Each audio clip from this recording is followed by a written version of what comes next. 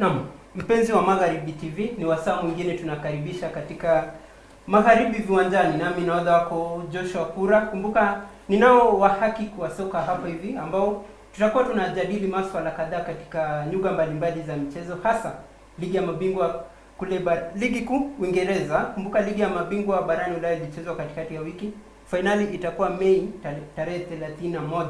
Kwa hivyo ningependa nikaribishe wahakika ambao niko nao katika studio kwa siku ya leo ili tuweze kuchanganua masuala kadhaa katika uga wa michezo. Karibu. Naam, nafahamika kama Abigail Zuma. Karibu tuweze kuchambua mechi za weekend hii. Naam, mimi kwa majina ni Papa Roni Kasisi, mhubiri wa soka, ambapo siku zote ukiniita sina budi kuitika.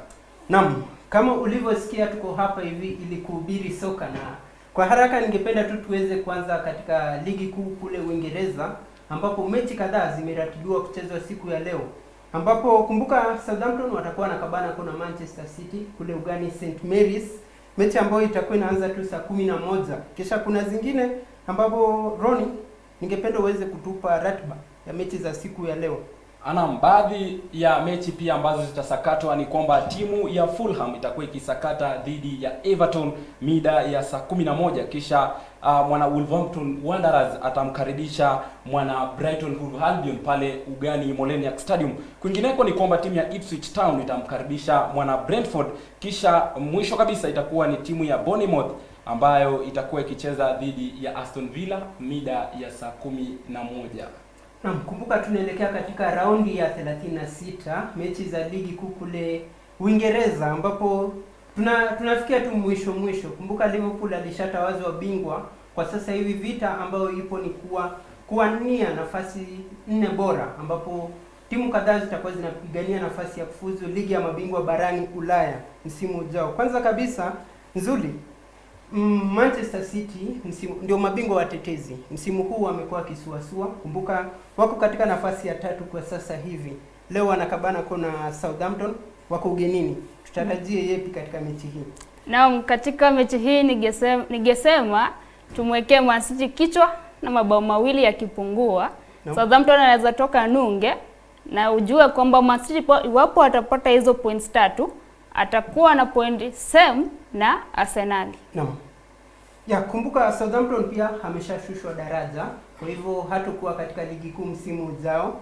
Manchester City bado hana uhakika kama ataweza kufuzu katika kucheza ligi ya mabingwa barani Ulaya msimu ujao. Ila vita kwao leo. Southampton they are fighting just a losing battle. Ama aje Roni? Sidhani mwenzangu, manake tunajua pale katika ligi kuu Uingereza siku zote wanasema kwamba mechi zote ni kama finali. Tunajua kwamba ligi kuu Uingereza kwamba mechi zao zote siku zote wanasema kwamba kuna wakati nakumbuka kwenye msimu fulani pale tulipata timu ya Watford ilimpiga mwana Liverpool na ikamsababishia madhara makubwa sana, na hivyo ni kusema kwamba tusiweze kuwadunisha sana wale wachezaji wa timu ya Southampton tukisema kwamba tayari wameshashushwa daraja. Kwa hivyo kwanza nitasema kwamba tutarajie yeyote na lolote linaweza kutendeka, maana hii ni ligi kuu Uingereza, ligi yenye kasi na yenye ubabe sana katika ligi zote 5 za dunia. Ya, kama alivyosema Roni, hii ni ligi bora zaidi ulimwenguni. Na tukiachana na Manchester City dhidi ya Southampton, kuna mechi nyingine babu kubwa ambapo Fulham watakuwa na kabana kona Everton. Kumbuka tangu ujio wa David Moyes pale Everton wamekuwa katika mfumo bora, ama namna gani nzuri? Ni hivyo, lakini kwa hii mechi nikimwangazia mwana Fulham, iwapo ataweza maybe kumpiga Everton, itakuwa ile tunaita narrow win, lakini hapa maybe kama ni mbaya basi draw. Hiyo ndio prediction yangu kwa hiyo mechi. Kwa hivyo unaona itakuwa vita kweli pale. Itakuwa vita kali, lakini in case tu Fulham wapone narrow win, but hapa maybe draw. Ya, basi kwa haraka kwa kuwa kuna mechi zingine ambazo zitachezwa kesho, ningependa tu tuweze kuzungumzia mechi nyingine kubwa leo ambapo Bournemouth watakuwa na kabana kuna Aston Villa kule Vitality Stadium.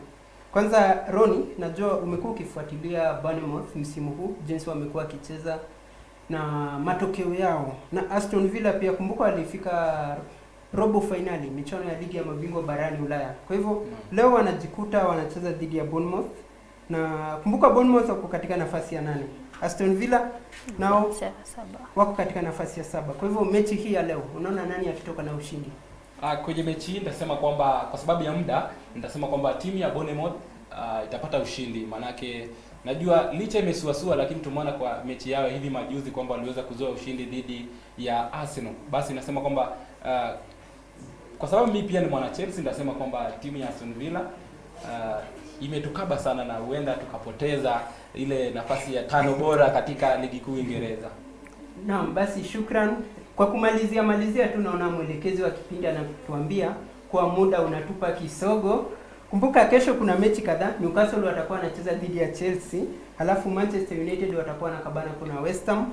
Bila kusahau Nottingham dhidi ya Leicester, kisha London Derby ambayo itakutanisha Tottenham Hotspur dhidi ya Crystal Palace. Kufunga kazi itakuwa Liverpool dhidi ya Arsenal pale Anfield. Kwa hivyo kufikia hapo sina la ziada. Tuweze kukutana wakati mwingine katika magharibi viwanjani. Nimekuwa Joshua Kura, Abigail Zuma, nami Papa Roni. Hadi wakati mwingine.